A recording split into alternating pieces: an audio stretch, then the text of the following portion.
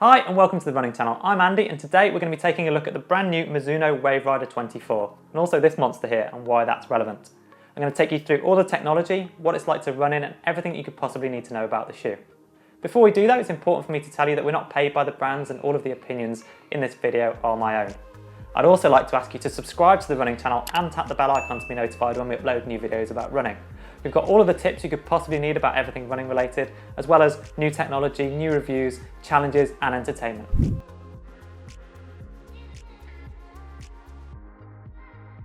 So what is the Mizuno Wave Rider 24? Well, the Wave Rider series has always been Mizuno's flagship neutral cushioned running shoe, and this is no different. But the significance of the 24 is the update to the foam technology.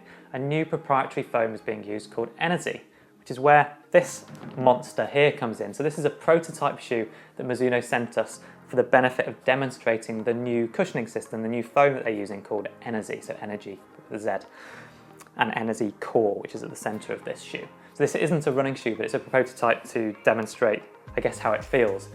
And there's a big focus on increased cushioning and increased energy return. So they're claiming 56% increased energy return based on their previous foams. That's quite a lot, and ultimately should make for a much more responsive ride in the Wave Rider 24. And this does a pretty impressive job actually when you put it on of demonstrating how much more cushioned this new foam is. So how does that transition over to the shoe that I'm looking at now? Well, first off, it's important to tell you it's a neutral shoe, it's a cushioned shoe. It uses Mizuno's traditional wave technology, which is this wave of a plastic type material that you can see in the midsole here, in combination with this new Enerzy foam to aid responsiveness. It has a 12mm drop, it weighs in at 290 grams for the men's in a size 8 UK, and 240 grams in the women's in a size 5.5 UK. So Mizuno claim that the addition of the Enerzy foam to this model versus the 23rd iteration of the Wave Rider has made this model 17% lighter with a 15% higher energy return, so that's not insignificant. So the new technology in the heel, which is the combination of that Enerzy foam and the wave system from Mizuno, is there to give you a more responsive ride and better cushioning.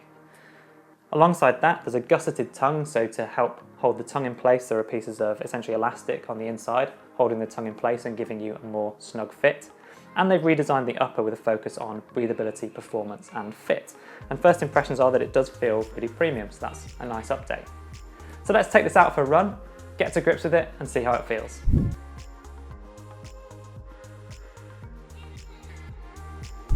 So in recent times, I would have said there wasn't that much to get excited about some of the Mizuno shoe range. In fact, they seem to have been either a little bit boring or safe, or left behind technologically by some of the other brands. But putting these shoes on straight out of the box, this is a big change. It feels like one of the new generation of foams that a lot of manufacturers are using, and the new Enerzy foam genuinely does feel like a big step up. First impressions are that they feel great. So I'd describe the fit as generous. When I was lacing up, I was actually worried that they might be perhaps a half size too big because I had a fair bit of space at the end of my toe. But actually on running, they're not slipping, they're nice and comfortable, they fit well across my instep and midfoot, and I'm being held in place and feeling like my toes have perhaps the right amount of room to spread out. So all in all, so far so good. So Mizuno claim that the foam has made the shoe softer and provides a higher energy return, and so far I would agree. In fact, they feel to me like they strike a really nice balance between cushioning, support and responsiveness, which is pretty rare. I feel like I could head out for a pretty long run, but know that throughout that run, if I wanted to pick up the pace, that I'd be able to find something extra there, which is a nice feeling. Really pleasantly surprised, that would be my summary of that run. It felt bouncy, it felt responsive, felt like I had the right amount of support and cushioning. So yeah, so far I'm a convert.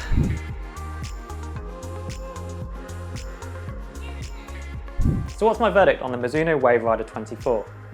Well, overall it's that I really like it. I feel like what they've set out to achieve with the new foam has made a dramatic difference to how the shoe feels, and it's one that I felt that out of the box I could run a long way in comfortably, but also could pick up the pace because it genuinely does feel incredibly responsive. So with a raft of shoe brands introducing new proprietary foams to try to keep up with the Vaporfly and the Alphafly now, I do think that Mizuno have had a good stab at it here. I think that the foam has made a dramatic difference to how this shoe feels. The shoe comes in with a 12mm drop, which I appreciate won't be for everybody, but I'm used to running in 8, 10, maybe even 12mm, and I really liked it. I found that gave me the right level of cushioning and support. It felt immediately comfortable out of the box, and I felt like I could run quite a long way. The 12mm drop and the 290g weight puts it squarely in the everyday trainer category, one that you think about doing your easy runs and your longer runs in. And those are things I'd have absolutely no problem with. But it's also worth saying that because it does feel more responsive, it feels lighter than it is. And I certainly would have thought about doing some faster threshold type efforts in this shoe without worrying about it. So in summary, I would say that this is a brilliant all-rounder. Long runs all the way down to shorter easy runs with faster runs in between as well. And at a price point that isn't one of the most expensive shoes that we've tested recently, it's pretty good value, particularly because of the premium materials and the premium technology in terms of the new foam. So that's our first look at the Mizuno Wave Rider 24. Let us know what you think in the comments below. Are you already a fan of Mizuno and thinking about upgrading? Or has this made you think twice about the brands that you usually use? Or do you have your eye on any particular shoes on the market at the moment? Let us know, we'd love to hear from you.